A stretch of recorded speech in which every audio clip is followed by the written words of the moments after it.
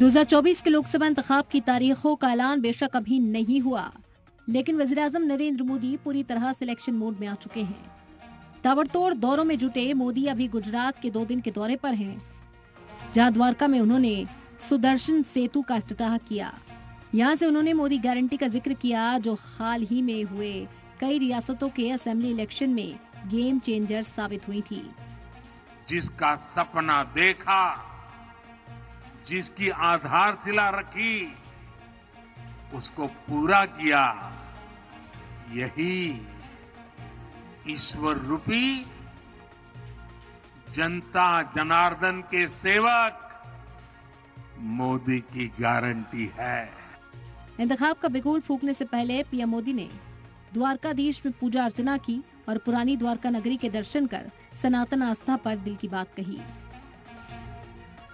मैंने वो पल बिताए जो जीवन भर मेरे साथ रहने वाले। मैंने गहरे समुद्र के भीतर जाकर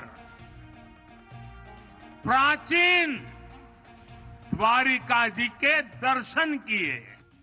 पार्टी लीडरान और कारकुनान से 100 दिन तक तन मन धन से इलेक्शन की तैयारी में जुटने की अपील करने के बाद पीएम खुद बिना रुके बिना थके इलेक्शन मुहिम में जुटे हैं।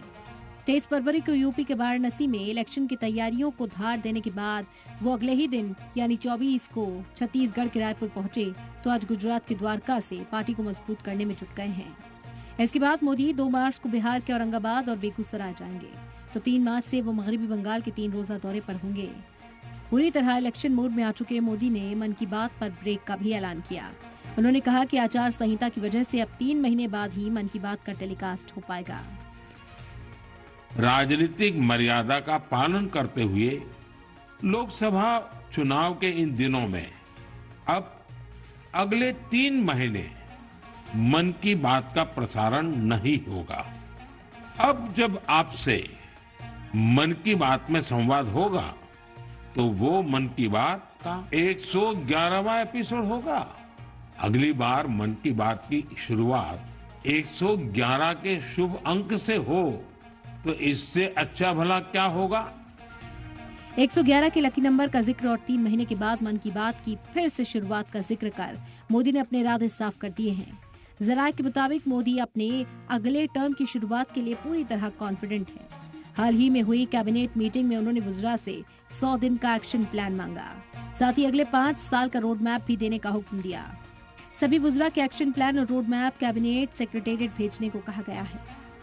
मोदी ने लोकसभा इलेक्शन के लिए अब की बार 400 पार का टारगेट तय किया है, जिसमें अकेले 370 पर कमल खिलाने की तैयारी है।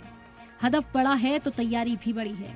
बीजेपी को भरोसा है कि वो ब्रांड मोदी के सहारे 370 के टारगेट तक पहुंचने में कामयाब रहेगी, क्योंकि पीएम मोदी अभी से ताबड़तोड़ चुनावी दौरे कर रहे हैं। साथ ही पार्टी के लीडरान और कारकुनान को 100 दिन में घर घर पहुंचने का हदफ दे रहे हैं। इस दौरान हर बूथ को मजबूत करने के लिए बूथ लेवल कमेटी को मजबूत किया जा रहा है। हाल ही में पार्टी ने दलित वोट बैंक को साधने के लिए 1 लाख दलित बस्तियों में राब्ता मुहिम चलाई है। इस बार उससे अधिक 400 पार देगा।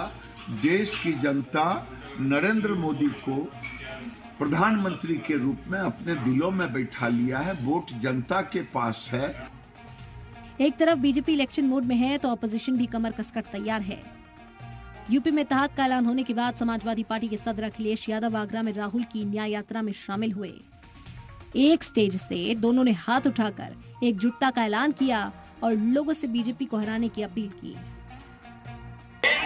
के बाद जो संदेश जा रहा है वो एक ही संदेश है, भाजपा हटाओ, देश को बचाओ और संकट मिटाओ। मैं आपसे पूछता हूँ, नफरत को नफरत से काटा जाता है? नहीं, नफरत को सिर्फ मोहब्बत काट सकती है। इंडिया इत्तेहाद में कांग्रेस की आप और समाजवादी पार्टी से इत्तेहाद की बाद यूपी, बिहार और दिल्ली की 127 सीटों पर मुकाबला रोचक हो गया है। यहां एनडीए और इंडिया इत्तेहाद आमने सामने होंगे। ब्यूरो रिपोर्ट, सलाम टीवी।